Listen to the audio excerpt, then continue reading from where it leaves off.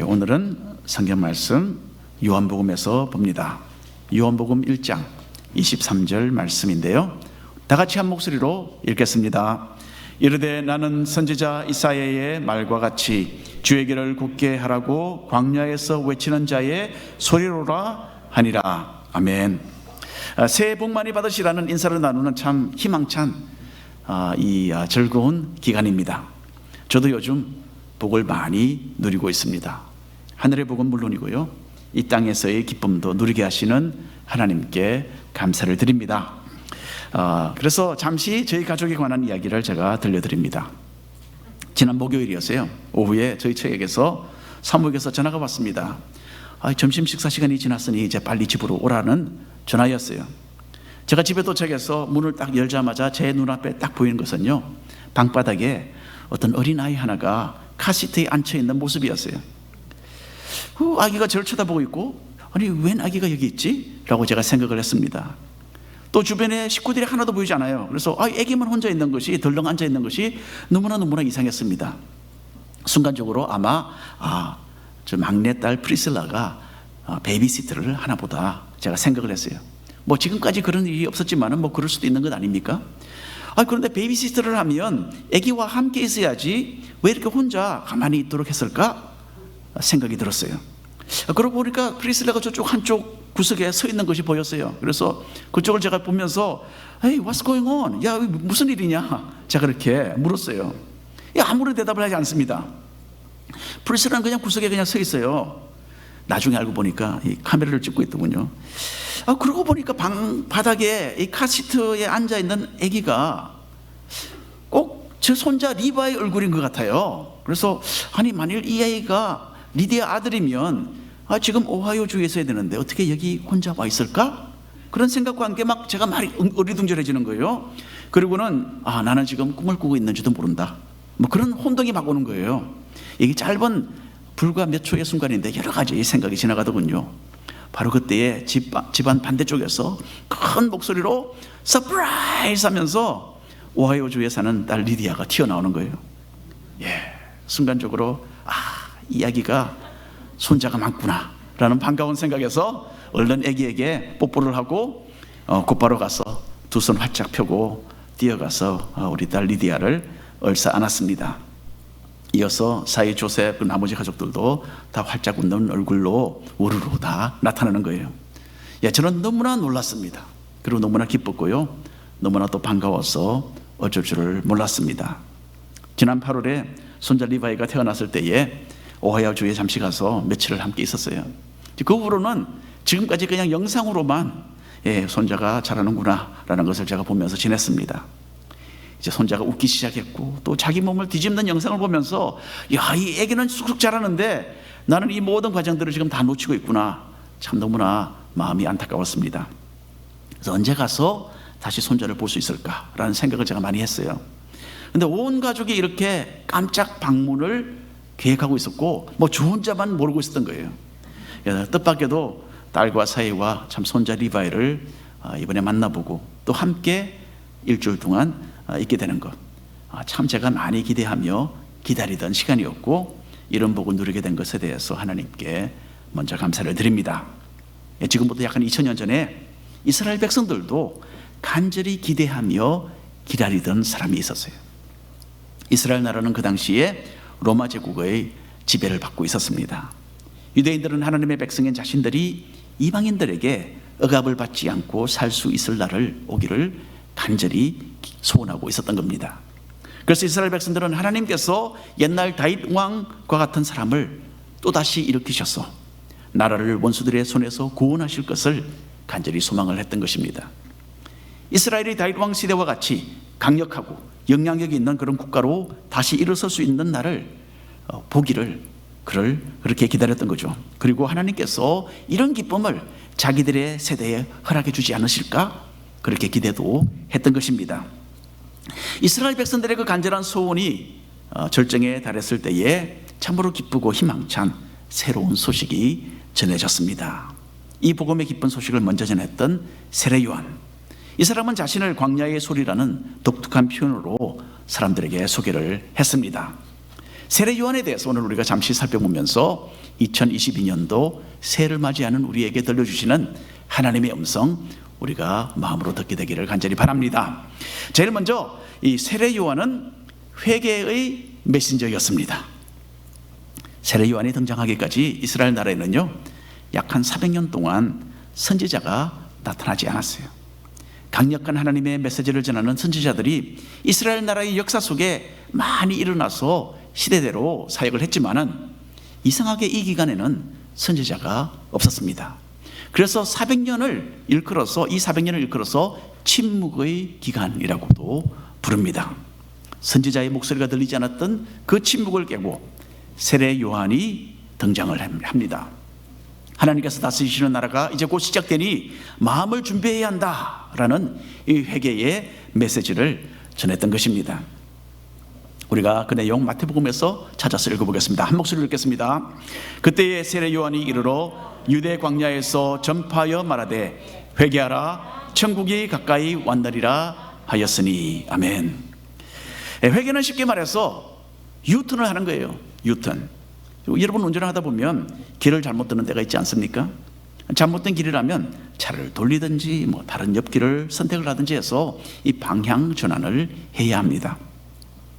잘못 가고 있구나라는 것을 알면서도 계속 그 길을 간다면 목적지에 도달할 수가 없다라는 것, 이것은 뻔한 사실입니다. 세례 요한은 사람들이 삶의 방향을 바꿀 것을 요구했어요. 세상의 죄악 가운데 빠져서 살던 것에서 돌이키라고 사람들을 가르쳤습니다. 하나님의 거룩하신 기준을 무시하고 자기중심적으로 살던 사람들에게 하나님께로 이제는 돌아와야 된다라고 일깨워 주었던 것입니다. 여러분, 성경은 우리가 죄인이고 우리가 하나님께로 돌이켜야만 하는 그런 존재라는 것을 밝히 드러내어 줍니다. 그리고 사람은 자신의 어떤 결단으로만은 의로워지지 않습니다. 사람의 죄를 사하고 또 정결하게 하시는 것은 오로지 하나님만이 하실 일이죠. 하지만 죄에서 돌이키겠다라는 회개하는 마음을 가질 때에 비로소 하나님께서 마음속에 들어오셔서 일하실 수 있는 그 자리가 마련되는 것입니다. 그래서 회개는 내 속에서 일어나야 합니다. 내가 문제구나라는 것을 일단 깨닫는 것이 회개의 첫걸음입니다. 나의 상황이나 나의 주변에 있는 사람이나 이 사람들 때문에 문제가 아니다는 거죠. 내가 먼저 변해야 한다라는 것을 아는 것이 참으로 중요합니다. 내 생각이 바뀌고 나의 태도가 바뀌고 나의 행동이 변화되어야 할 그 필요를 느끼는 것이 회개의 첫 단계입니다. 요즘에는 회개하라는 그 메시지를 많이는 듣고 싶지 않아 하는 그런 시대가 되어가고 있는 것 같아요. 이렇게 교회에 와서는 그냥 부담이 되지 않는 부드럽고 그냥 순한 말씀을 듣고 그냥 가벼운 마음으로 산뜻하게 집으로 돌아가기를 원하는 사람들이 많습니다. 그렇기 때문에 회개하라는 이런 말은요, 이 표면적인 신앙생활을 하는 것으로 만족하는 사람들에게는 거북하게 느껴집니다. 어떤 사람은 정말 회개를 해야 합니까? 라고 묻기도 해요. 예, 회개는 지극히 성경적이고 우리가 꼭 해야 합니다. 삶 속에 자리 잡고 있는 죄를 다루지 않고 그냥 대강대강 덮어두고 살아가는 것에 익숙하게 되면요, 우리의 마음은 늘 불편하게 되는 것입니다. 2022년도 새해를 맞이하는 이 시점에서 우리가 살아가는 삶의 방향을 점검해 보는 것이 참으로 필요합니다. 어쩌면 하나님께서는 지금 우리에게 너는 잘못된 길을 가고 있다라는 신호를 주고 계시는지도 모릅니다. 성경의 음성이 마치 자동차에 부착되어 있는 GPS가 알려주듯이 방향을 바꾸라 계속 가르쳐 주는데도 나의 길을 고집하고 있지는 않은지 스스로 한번 돌아보는 것이 좋을 것 같습니다. 두 번째로 세례 요한은 구별된 사람이었어요. 구별된 사람. 죄를 뉘우치고 하나님께로 돌아오는 회개를 해야 한다라는 요한의 메시지는 이스라엘 사람들의 마음을 아주 강하게 사로잡았습니다. 사람들은 세례 요한에게서 400년 동안 들리지 않았던 이 선지자의 음성을 들을 수 있었습니다. 그래서 온 사방에서부터 유대인들이 세례 요한에게로 몰려왔고 그 메시지를 듣고 하나님께로 마음을 돌리게 되었던 겁니다. 이스라엘에서는 이 세례 요한을 모르는 사람이 없을 정도였어요. 아마도 미국에서 빌리 그램 목사님을 모르는 사람이 없겠죠, 그렇죠? 세계적인 설교가입니다. 빌리 그레함은 1947년부터 29살의 나이에 전도자로서 집회를 인도하기 시작했습니다. 그래서 2018년도 세상을 떠나기까지 전 세계 185개국을 방문했고요. 그리고 대규모 집회를 400회가 넘도록 인도를 했습니다. 회개하고 예수님을 믿으라 라는 참으로 간략 명료한 그런 메시지에 전 세계 수많은 사람들이 은혜를 받았어요. 지금까지 그래서 빌리 그레함 목사님의 집회에 직접 참석해서 말씀을 들은 사람들의 숫자가 자그마치 2억 1,500만 명, 215 million, 그렇게 많은 사람들이 집회에 참석을 했다고 합니다. 믿지 않는 사람들에게도 빌리 그레함은 깊은 존경의 대상이었어요. 1948년부터 매년 실시되어 왔던 갤럽 여론조사가 있습니다. 이 조사는 어떤 거냐면 세계에서 가장 존경받을 만한 10명을 선정하십시오 라는 조사였어요. 이 조사에서 빌리 그레함은 61번이나 선정이 되었어요. 그렇게 많이 지지를 받고 자주 리스트에 오른 사람은 전 세계에서 빌리 그레함 목사님 밖에 없습니다. 2000년 전에 세례 요한이 이렇게 존경을 받았던 사람이었어요. 세례 요한의 명성이 널리 알려지면서 바리새인들을 비롯한 유대교 지도자들은 세례 요한에 대해서 염려를 하기 시작했습니다. 자기들이 받았던 교육 받지 않았고 자기들이 하는 것처럼 말도 하지 않고 자기들의 일과처럼 행동도 하지 않고 자기들과는 아무런 관계를 유지하지 않으면서도 많은 사람들에게 인정받고 또 많은 사람들이 따르는 그런 인물이기 때문에 그랬습니다. 그래서 일종의 위협감을 느끼게 된 거죠. 그래서 우리 요한복음 1장 19절 20절인데요. 한 절씩 저와 여러분 나누어서 읽겠습니다. 유대인들이 예루살렘에서 제사장들과 레위인들을 요한에게 보내어 내가 누구냐 물을 때 요한의 증언이 이러하니라. 요한의 드러내어 말하고 스스로 아니하니 드러내어 하는 말이 나는 그리스도가 아니라. 네, 감사합니다. 세례 요한이 전한 이 강력한 메시지 때문에 사람들은 어쩌면 세례 요한이 하나님께서 보내신 구원자 메시아가 아닐까라고 생각하기도 했던 겁니다. 세례 요한이 자기 스스로를 메시아로 여기고서 이 많은 사람들을 이끌어가고 있다면 이거는 그 당시에 권력을 누리던 유대교 지도자들의 위치에 큰 문제가 되는, 위협이 되는 일이었어요. 그래서 이렇게 질문을 했습니다. 하지만 여기에 대한 세례 요한의 대답은 아주 명확했습니다. 나는 그리스도가 아니다 라고 답변을 합니다. 여러분, 그리스도라는 말은요 많이 들어보셨겠죠. 예수 그리스도. 그리스도라는 말은 헬라어입니다. 그리스 말이에요. 그리스 말로 기름을 부어서 세운 왕이라는 뜻입니다. 그리스도라는 말은 왕이라는 말이에요. 그리고 또 메시아라는 말도 많이 들어보셨죠. 메시아라는 말은 히브리어인데 이것도 똑같이 기름 부음을 받은 왕이라는 뜻을 가진 단어입니다. 그래서 그리스도, 메시아 똑같은 말이에요. 다만 언어가 다를 뿐입니다. 그 당시 이스라엘 백성들은 로마 제국에게 나라를 빼앗기고 식민지 생활을 하고 있었습니다. 그래서 이전의 다윗 왕과 같은 메시아 또는 그리스도, 새로운 왕으로 누군가가 나타나서 나라를 건지는 구원자로 활약해 주기를 기다리고 있었던 거예요. 하지만 여기 세례 요한은 자신이 그리스도 왕이 아니다 라고 답변을 합니다. 21절 함께 읽겠습니다. 또 묻되 그러면 누구냐? 내가 엘리야냐? 이르되 나는 아니라. 또 묻되 내가 그 선지자냐? 대답하되 아니라. 자, 엘리야는 예수님이 오시기 약 한 850년 전에 활동을 했던 구약의 선지자입니다.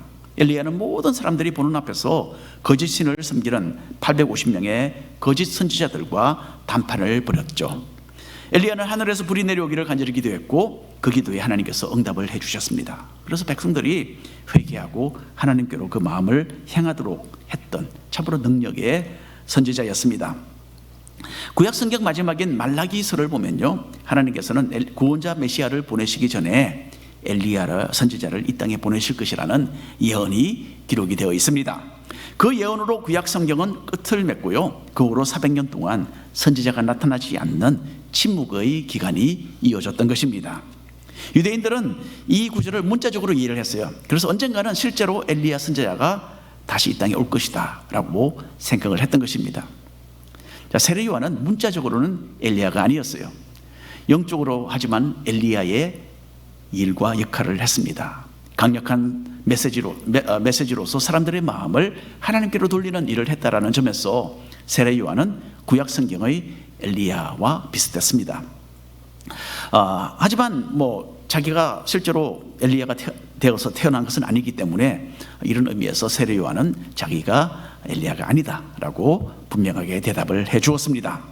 자, 그래서 유대교 지도자는 이어서 세례 요한에게 또 한 가지를 질문합니다. 네가 하나님이 말씀하셨던 그 선지자냐라고 물었어요.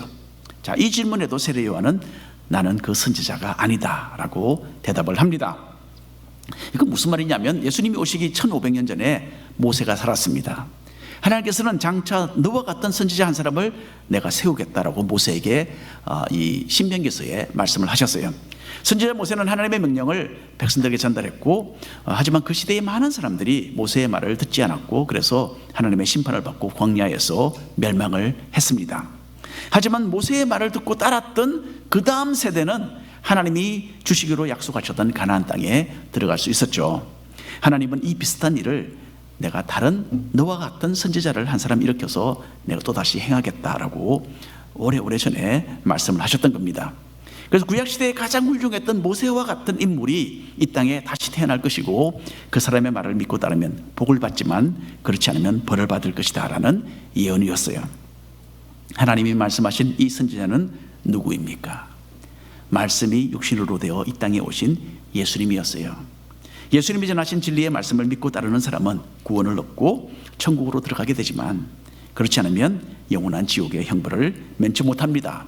그래서 유대교 지도자들이 네가 성경에 기록된 그 선지자냐 묻자 세례 요한은 나는 물론 아니다 라고 답변을 했던 것입니다.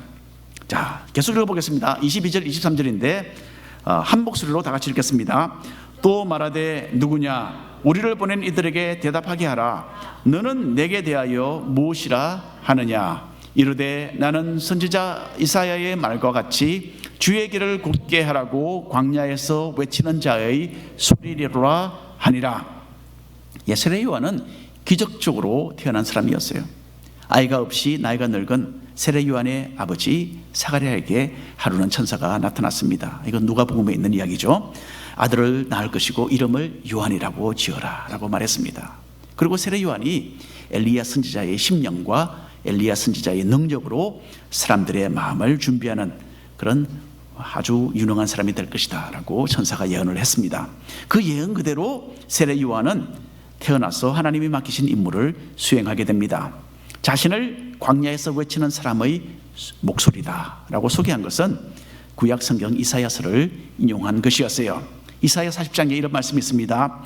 외치는 자의 소리여 이르되 너희는 광야에서 여호와의 길을 예비하라. 사막에서 우리 하나님의 대로를 평탄하게 하라. 오바마 대통령은 한동안 매년 하와이를 방문을 했죠.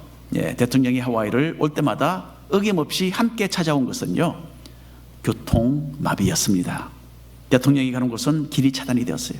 길이 막혀서 뱅글뱅글 돌다 보면 얼마 되지 않는 짧은 거리도 막 30분 내지 1시간이 걸려서 도착을 해야만 하는 그런 것을 우리가 모두 경험을 했습니다.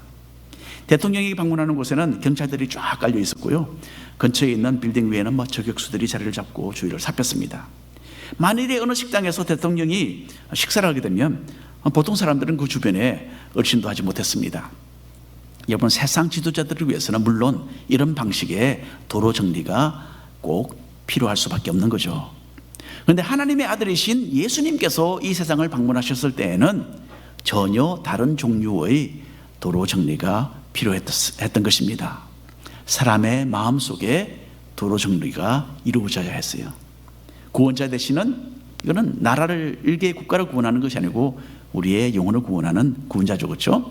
구원자 되시는 하나님의 메시아를 맞이하기 위해서는 사람의 마음들이 정돈되고 예수님을 만나기 위해서 회개와 믿음으로 도로 정리가 되어야만 했던 것입니다. 세례 요한은 인적이 드문 광야에서 만나는 사람들에게 회개를 촉구했습니다. 여러분, 어느 목사님에게 목사님 광야에 가서 교회를 한번 세워서 목회를 하십시오. 그러면 어떻게 될 것 같습니까? 갈 사람이 있겠습니까? 교회 성장 가능성이 완전 제로잖아요. 누가 와서 광야에서 예배를 드리겠습니까? 하지만 세례 요한은 이런 인간적인 기준에서의 성공 따위는 염두에도 없었습니다. 그렇기 때문에 그 외로운 광야 사역지를 마다하지 않고 열정적으로 외치며 사람들에게 올바른 길을 제시해 주었어요. 그래서 세례 요한의 그 소문이 퍼져서 사람들이 광야에 가서 메시지를 듣고 하나님께 회개를 했던 것입니다. 세례 요한은 구약의 엘리야의 모습 사실 그대로였어요. 엘리야와 비슷하게 낙타털로 옷을 해입고서 광야에서 살았습니다. 음식으로는 메뚜기를 잡아먹었고요, 들에서 나오는 야생꿀을 먹음으로써 연명해 나갔습니다. 그래서 광야에서 찾아 먹을 수 있는 것만으로 생활하는 것에 만족했다라는 뜻입니다. 이것도 우리가 아무나 할 수 없는 일이죠, 그렇죠? 세례 요한은 세상의 편안함에서 완전히 등을 돌리고 오로지 자신의 사명을 완수하기 위해서 100% 하나님께로 올인한 사람이었어요. 이 세상에 살았지만은 이 세상에 속한 사람이 아니었습니다. 세상에 있는 것과 세상에서 누릴 수 있는 모든 것을 포기했고 오로지 하나님의 나라를 위한 자신의 소임, 그것만을 위해서 달려갔던 사람입니다. 저는 언젠가 이 말씀을 묵상하는 시간을 가졌어요. 나는 너무나 이 세상을 좋아하고 있는 것은 아닐까? 라는 질문을 저 스스로에게 해보았습니다. 만일에 세상에 푹 빠져 살면서 하나님이 주신 임무는 소홀히 하고 있다면 하나님의 책망을 면하지 못할 것이라는 그런 생각을 하게 되었습니다. 여러분, 우리는 비록 이 세상에 살고 있기는 하지만은 삶의 기준과 태도에 있어서는 세상 사람들과 분명한 대조를 이루어야만 합니다. 세례 요한처럼 뭔가가 달라야 한다는 거죠. 만일에 술에 술 탄 듯이 물에 물 탄 듯이 힘없는 신앙인으로 살아간다면 주변 사람들에게 신선한 도전을 던져주는 우리의 임무를 다할 수 없을 것입니다. 여러분, 우리 가운데 또 이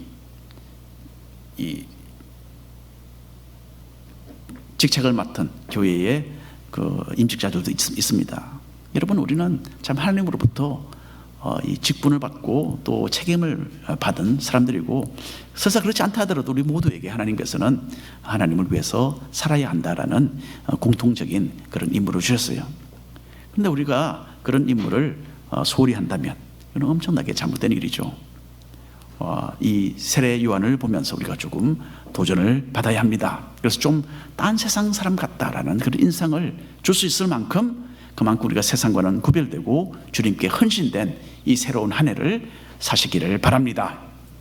자, 마지막으로 세례 요한은 겸손의 사람이었어요. 세례 요한은 회개의 표징으로서 사람들에게 세례를 받도록 했습니다. 세례는 본래 머리 끝에서부터 발끝까지 완전히 물속에 들어갔다가 나오는 예식을 가리킵니다. 그래서 문자적으로는 침례죠, 침례. 침례교회 분들이 그렇게 합니다. 저희 교회는 뭐 장로교회지만은 침례교회처럼 합니다. 한 달에 1년에 2번 보통 이 알라모아나 바닷가에 가서 침례를 하죠. 그래서 뭐 그것은 어떻게 하는가는 그렇게 뭐 중요한 것은 아닙니다만은 중요한 것이 하나 있는데, 그것은 그 당시에 유대인들은요 세례를 받거나 세례를 행하지 않았어요. 세례는 이방인들이 유대교로 개종할 때에 행하는 예식이었어요. 유대인들은 이방인으로 태어난 사람이 참 하나님을 섬기기 위해서는 그 모든 이방인의 부정함을 먼저 씻어내야 한다라고 생각을 했던 것입니다. 자기들은 거룩하고 이방인들은 더럽고 부정하다라고 유대인들이 생각을 했죠.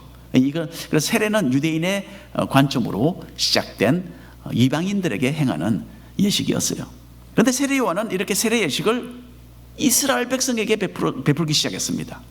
유대인이라 할지라도 죄에서 회개하고 진정으로 하나님께로 돌아와야 한다라는 세례 요한의 외침을 잘 표현해 주는 예식이었어요. 이것은 그 당시 유대교 지도자들의 교훈과는 뭐 대단히 어긋나는 그런 행동이었습니다. 유대인들에게 세례를 베푸는 세례 요한을 비난하면서 지도자들은 이제 따지고 묻게 됩니다. 25절부터 27절까지인데요 나눠서 읽겠습니다. 또 물어 이르되 네가 만일 그리스도도 아니요 엘리야도 아니요 그 선지자도 아닐진데 어찌하여 세례를 베푸느냐. 요한이 대답하되 나는 물로 세례를 베푸거니와 너희 가운데 너희가 알지 못하는 한 사람이 함께 읽겠습니다. 곧 내 뒤에 오시는 그이라 나는 그의 신발끈을 풀기도 감당하지 못하겠노라 하더라. 네가 무슨 권한으로 그러면 유대인들에게 세례를 주느냐? 너는 엘리야도 아니고 그리스도 아니고 그 선지자도 아닌데 네가 뭐라고 그러면 세례를 주느냐? 그 질문이죠. 따지는 겁니다. 세례 요한은 이미 자기가 하는 일이 사람의 마음을 준비하는 것임을 그들에게 밝혔습니다. 그래서 거기에 대해서 더 이상 언급하지를 않습니다. 다만 자기 뒤에 이제 나타나실 분, 그분에 대해서 이야기합니다. 자기보다 비교할 수 없이 높으시고 세례를 베푸는 자기보다는 말할 수 없이 더 큰 권한을 가지신 분이라고 설명을 합니다. 그분은 너무나 높으신 분이셔서 자기는 그분의 신발끈을 푸는 일도 못하겠다라고 말을 했어요.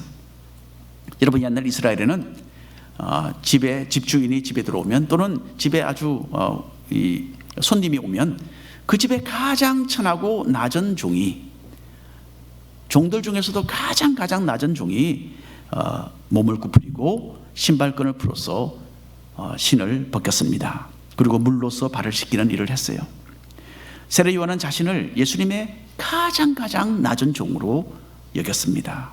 그리고 동시에 예수님이 얼마나 자기와는 비교할 수 없이 귀한 분이신 줄 알았기 때문에 나는 낮은 종이지만 감히 예수님을 섬길 자격도 없다라고 그렇게 설명을 했던 것입니다. 여러분, 여기서 세례 요한 얼마나 겸손합니까?